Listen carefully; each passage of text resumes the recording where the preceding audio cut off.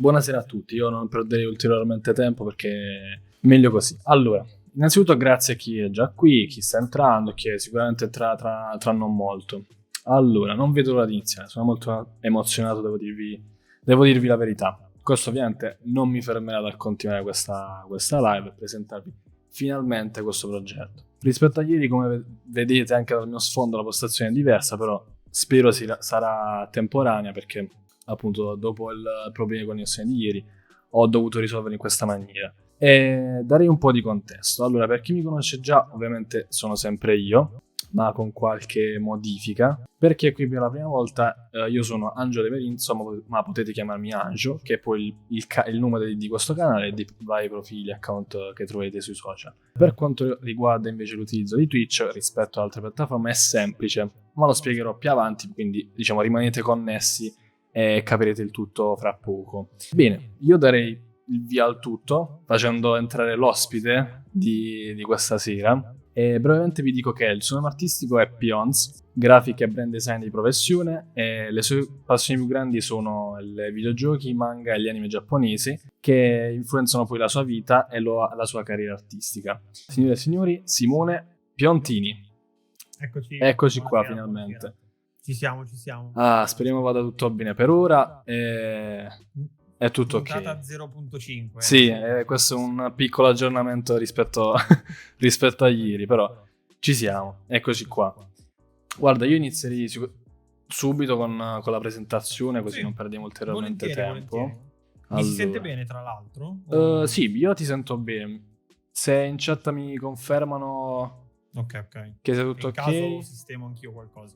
Allora, ovviamente per questa sera però nel titolo c'è la data di ieri, ho preparato questa mini presentazione molto, molto veloce che va a riassumere quello che appunto sarà l'argomento di stasera e nulla, io inizierei se per te va bene. Vai. Ok. Assolutamente. Ovviamente vabbè, il titolo come ben vedete è live, però la data di ieri, puntata 0, presentazione logo, che è in realtà l'argomento principale di cui parleremo oggi.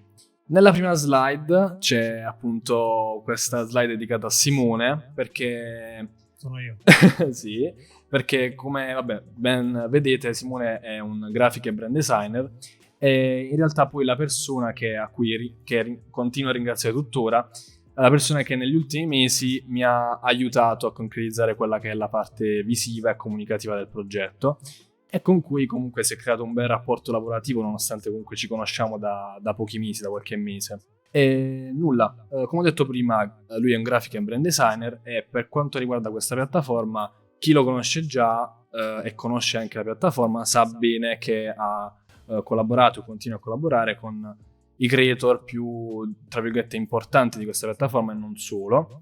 Giusto per citarne alcuni vi dico Zano, J-Taz, illustratrici come Cikibe e andandomi a informare meglio sono riuscito anche a scoprire, tra virgolette, che hai collaborato con l'evento del Lucca Comics e ieri mi dicevi che in realtà non è stata la prima volta l'edizione più recente. Sì, esatto, questo era il secondo anno che collaboravo con loro diciamo come evento, chiaramente ci sono da anni e anni.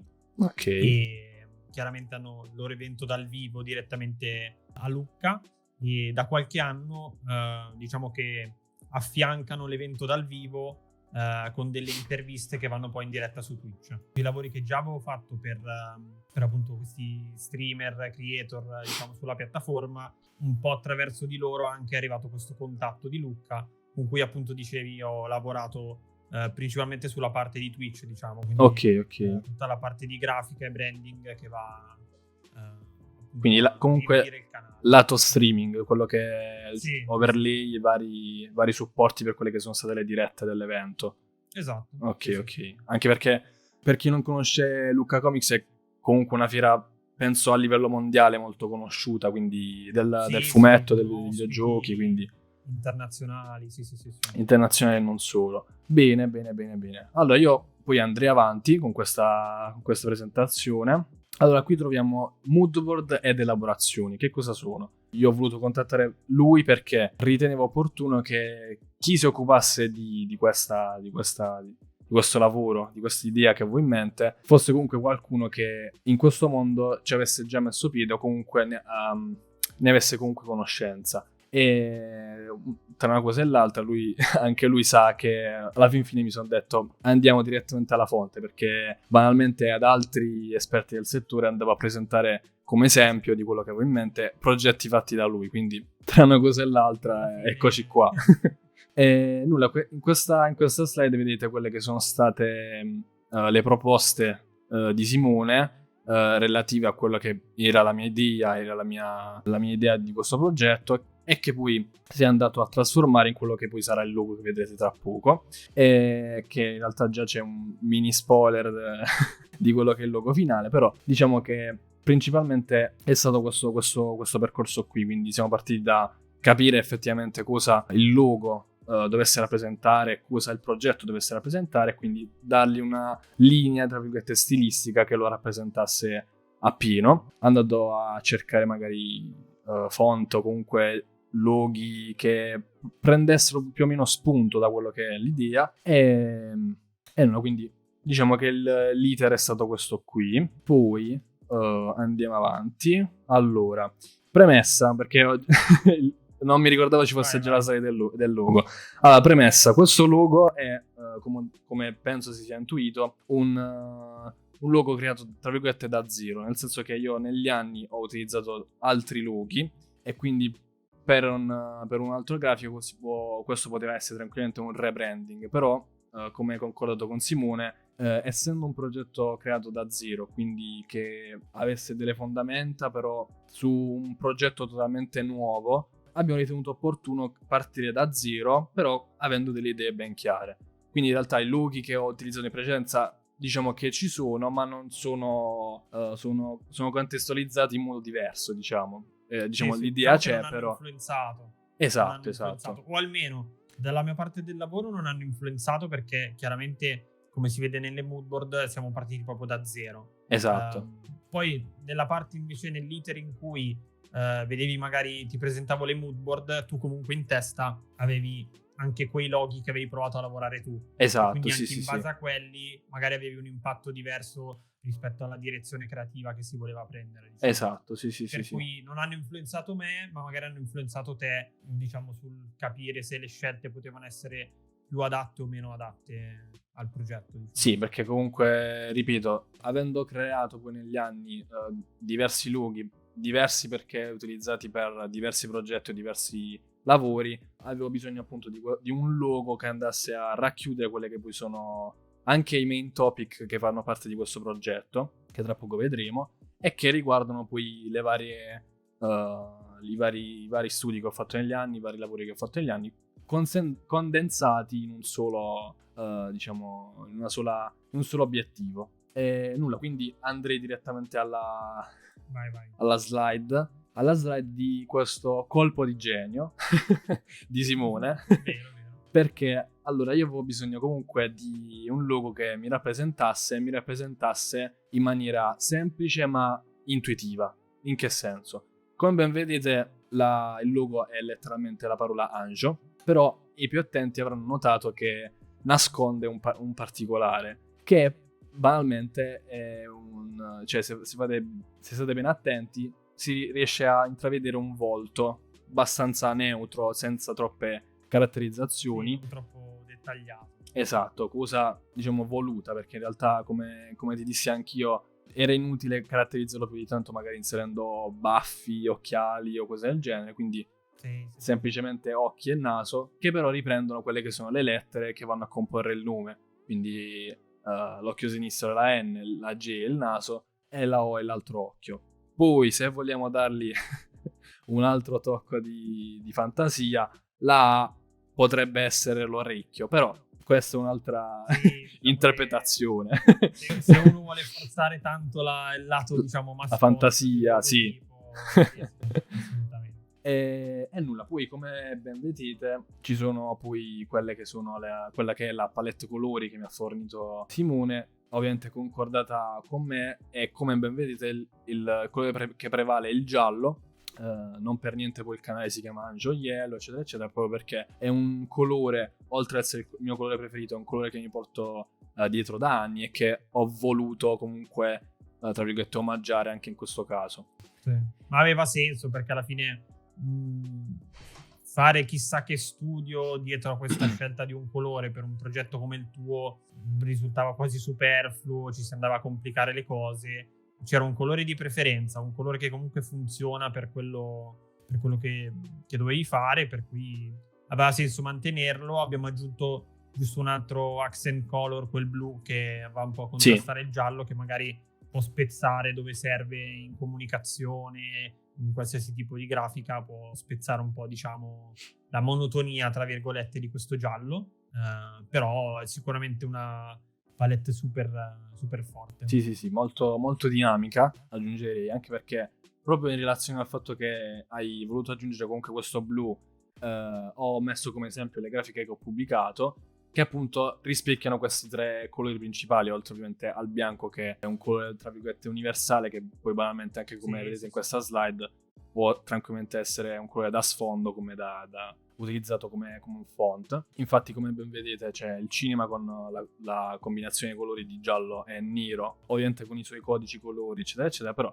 banalmente chiamiamoli giallo e nero, poi nero e giallo, e poi il giallo che va a fare il contrasto della parola design con il blu come sfondo. E una poi vabbè, a destra ci sono altri mock-up. Facendo un piccolo zoom vediamo quello che è il logo completo, quindi il logotype con la parola completa Angio, e poi a fianco c'è la versione tra virgolette contratta da utilizzare in fase di immagine di profilo, o magari in relazione a stampa su diversi supporti, cose del genere, in maniera più contratta e semplificata, che a mio avviso risulta comunque sia la versione completa che la versione contratta entrambe molto versatili, indipendentemente dall'utilizzo. Poi mi sembra che rimangono anche, cioè sono convinto che rimangono anche molto concrete l'una con l'altra, molto coerenti tra di loro, che alla fine riprendono le stesse forme, per cui diciamo che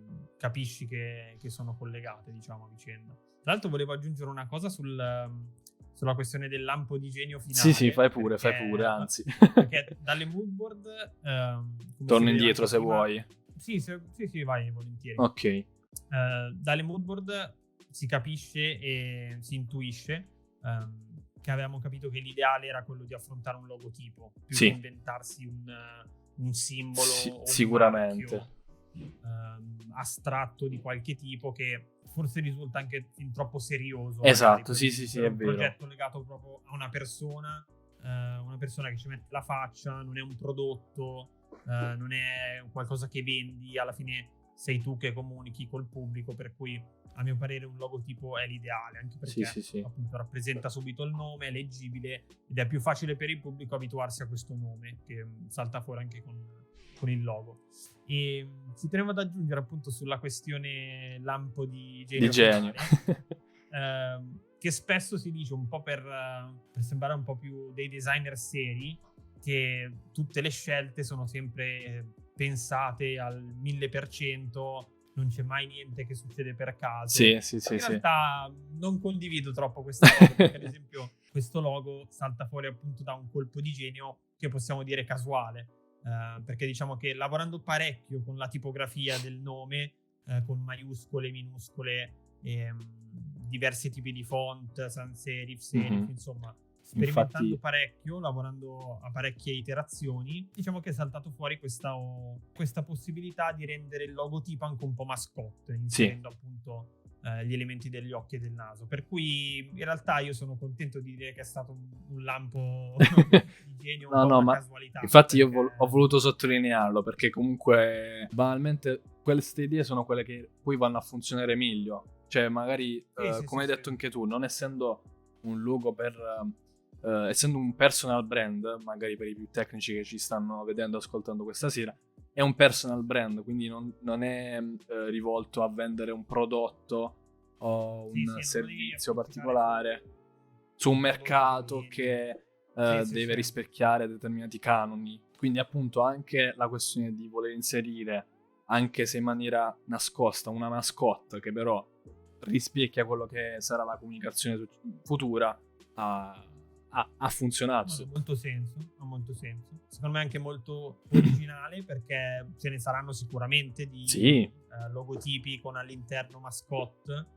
Di recente ne avevo visto uno, forse di Emanuele Abrate, mi pare. Sì, forse ho capito, sì, forse ho capito, sì. Che aveva fatto un logotipo con dentro forse una mascotte robottino, che più o meno era mimetizzata nella scritta. Diciamo che sono espedienti che non si vedono spesso, e riesce a creare un logotipo che magari potrebbe risultare semplice, perché alla fine è la parola, è il nome, basta. Però ha, diciamo, quella caratteristica che lo rende differente e unico rispetto appunto a una scritta e basta, diciamo. Esatto, anche perché è molto forte. Anche perché il problema che mi ponevo all'inizio ed è stato il motivo per cui ho voluto cercare qualcuno che se ne occupasse, è stato proprio il fatto di andare a ricercare qualcosa di troppo, tra virgolette, ricercato. E siccome io poi in realtà sono del parere che del less is more, quindi in realtà il minimal è più difficile del contrario,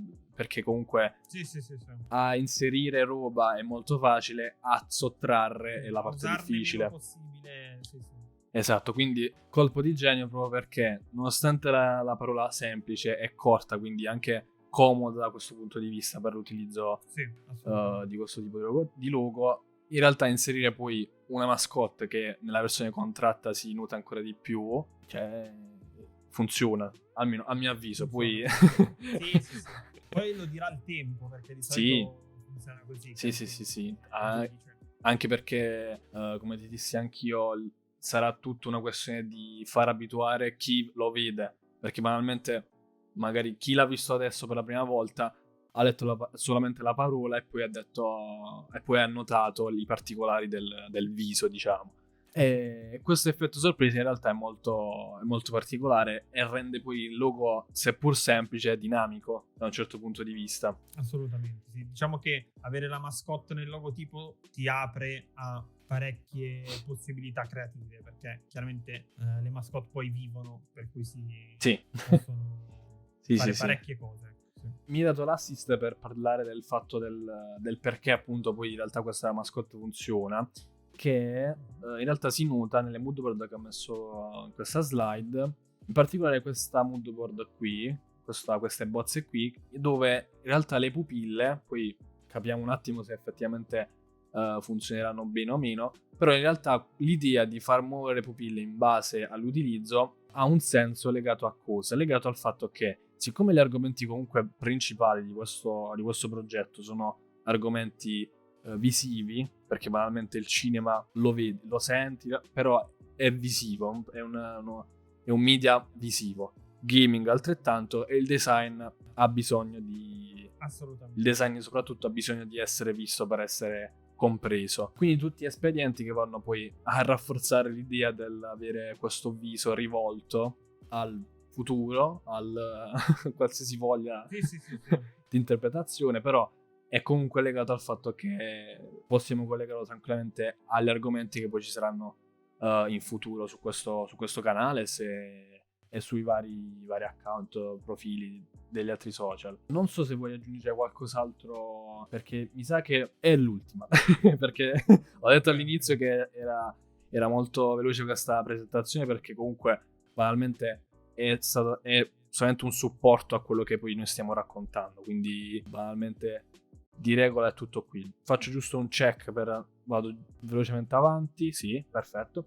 Quindi questa è l'ultima slide. Oddio, in realtà abbiamo detto parecchie cose. Poi, come anticipavo anche prima, il primo impatto con un logo quando viene presentato, soprattutto se è qualcosa che non è appunto proprio un rebrand, ma è qualcosa che nasce da zero, il primo impatto è sempre particolare, no? Sì. Cioè, chi ama, chi odia, chi rimane un po' neutrale, poi chiaramente...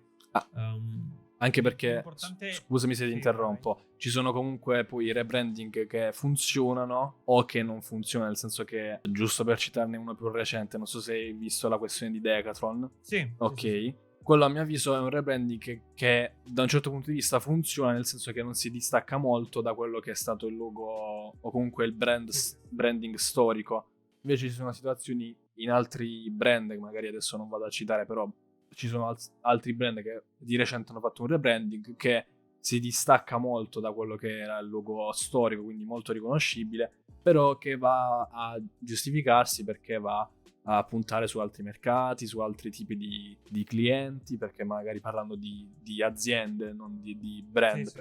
Quindi questo qui. Quindi effettivamente questo discorso di avere questa forza dell'essere creato probabilmente da zero, perché non è riconducibile a nulla, però ripeto, è riconducibile solo per chi conosce i miei vecchi logo e loghi, ma banalmente nessuno mai li vedrà più. Quindi non Sì, ha una forza con sé data da quello, ovviamente.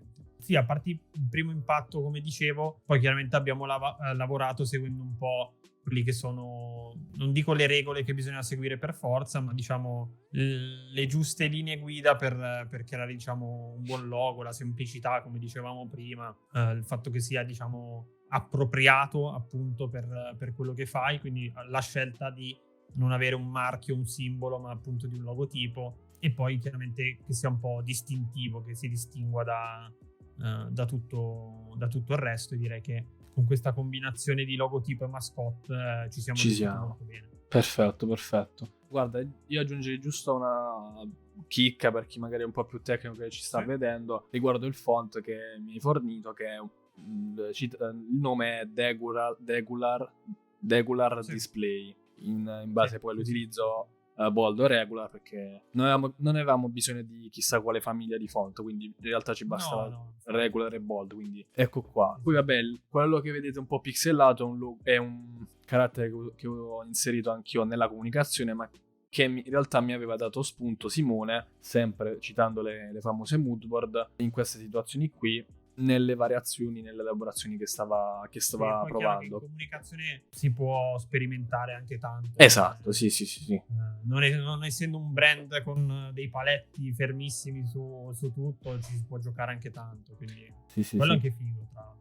È comunque legato sempre allo stesso discorso, nel senso che comunque, essendo un brand legato a media che non sono recenti ma che mirano ad essere moderni, perché comunque il cinema è un'arte che esiste da un secolo e più, gaming un po' più recente, il design, se dobbiamo citare arte e artisti andiamo di migliaia di anni indietro, però in realtà comunque e anche per dargli quel tocco di, diciamo, moderno e futuro che il logo comunque trasmette, però nella comunicazione, nei copy dei vari post, storie, comunicazioni, è sempre ben accetto, diciamo.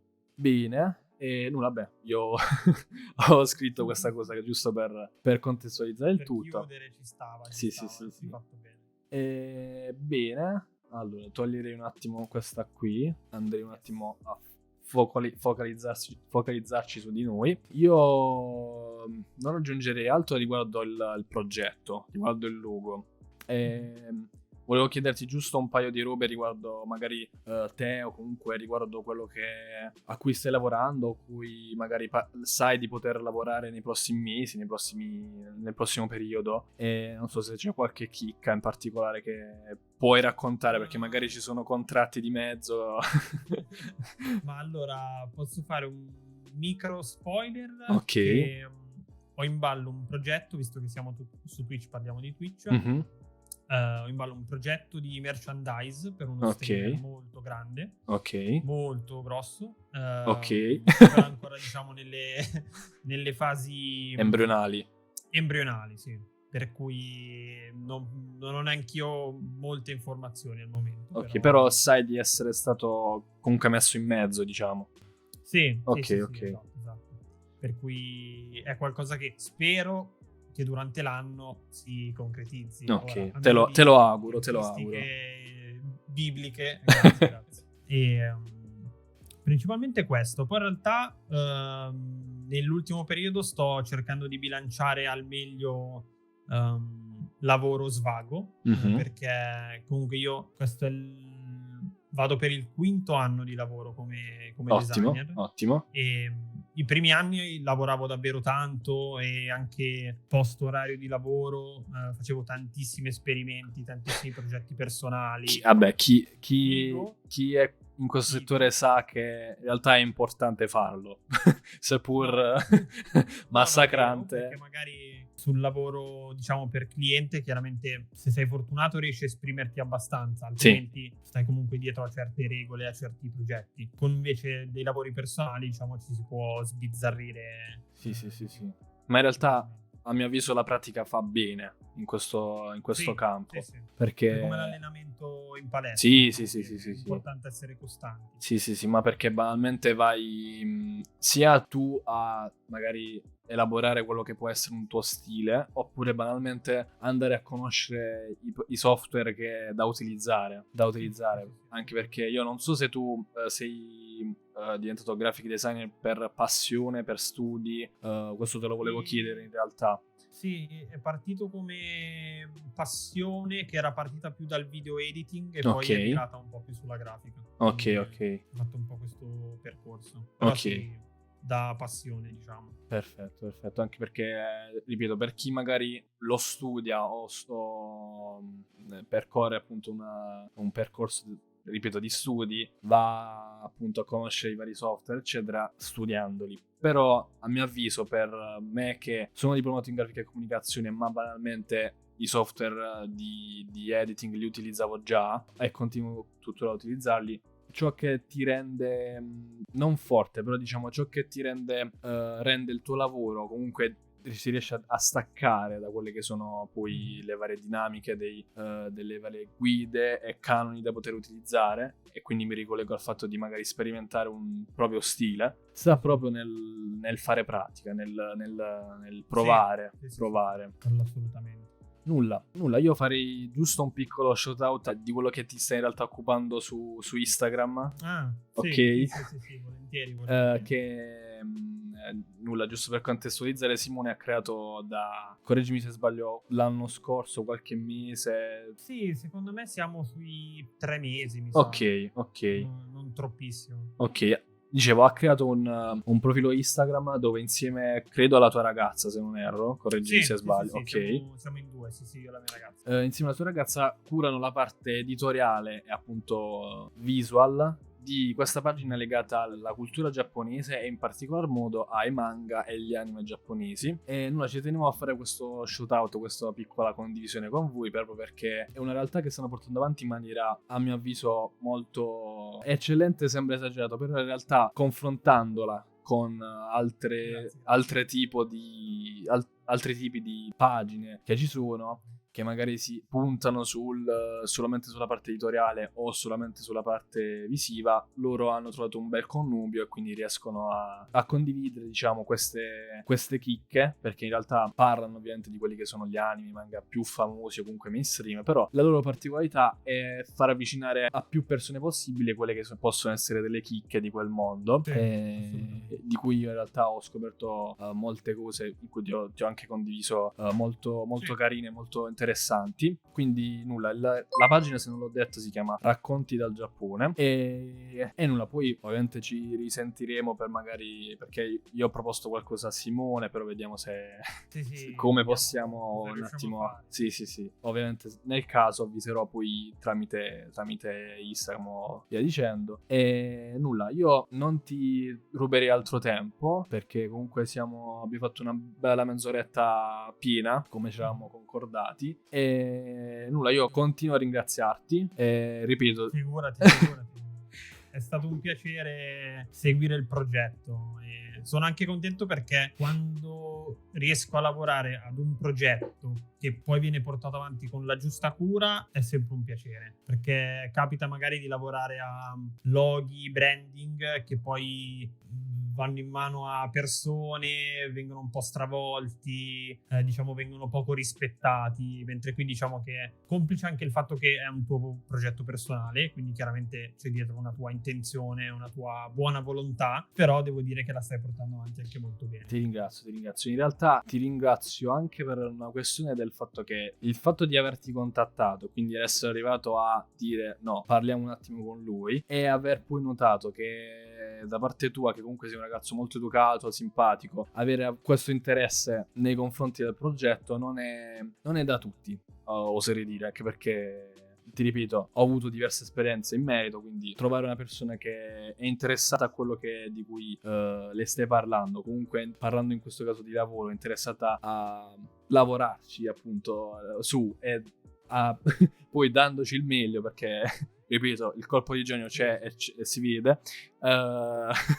Può sembrare una svolinata questa cosa, però ripeto, io sono giusto, perché essendo, non dico dello stesso settore, però comunque lavoriamo nello stesso ambito. Tutte e due esperienze un po' al contrario, che quindi sì, fanno apprezzare meglio le esperienze buone. Infatti io ci tenevo a presentare questo logo con lui, proprio perché solitamente chi si occupa in questo ambito, di queste cose, è molto messo in, come si suol dire, dietro le quinte, e non viene mai apprezzato per quello che in realtà è il lavoro stesso. Quindi magari, senza andare a citare cose che hai fatto, probabilmente dopo aver dato loro i vari, ora alzo le mani, magari è successo, però in linea di massima succede questo: dai un logo e poi va a rappresentare quella persona, quell'azienda, e il merito va dato appunto a quella persona o quell'azienda, e non tanto a chi c'è dietro. Poi ovviamente questo va a rispecchiarsi in tanti altri campi, come può essere il videomaking, come può essere la musica stessa, o come banalmente può essere il fatto che un produttore che dà il 50% di quella che è la canzone che tu stai ascoltando viene dato meno, come nelle band, i musicisti, tutto questo discorso qua. Quindi nulla, che dire, ce l'abbiamo fatta, non è andato nulla in crash. Episodio 0.5 ha funzionato, ce lo siamo portati a casa e nulla, ti ringrazio ancora e grazie a te. ricordo nome e cognome Simone Piontini. Su Instagram lo potete trovare tranquillamente Pionz Studio come nickname. Sì, esatto, perché ti ho taggato proprio perché ho visto che in realtà hai anche il profilo su Twitch, quindi sì. Inattivo da parecchio tempo, però c'è anche quello. Seguito, devo dire. Inattivo, sì, ma vero, seguito. Vero. Quindi nulla, tutto qui. Che dire, grazie mille ancora, e magari ci riaggiorniamo domani, cose, perché comunque ci saranno altre cose da fare, però ci riaggiorniamo. Grazie ancora. Volentieri. Grazie a te, grazie a tutti quelli che hanno seguito. Grazie mille. Ciao Simo, ciao, grazie mille. Ciao. Io andrei a chiudere, vi ringrazio, grazie mille per essere passati e nulla, ci vediamo molto presto. Stiamo grandi cose, tutta la stoffa per farci. Grazie mille a tutti e ottima partenza, grazie a te, grazie a voi. Nulla, ci rivediamo molto presto. Ciao. Ok, e nulla. Grazie a tutti. Ciao. Buona serata, buon appetito, perché io sicuramente vado a mangiare adesso, e nulla. Nel caso, buonanotte, eccetera. Ciao Simo, ciao.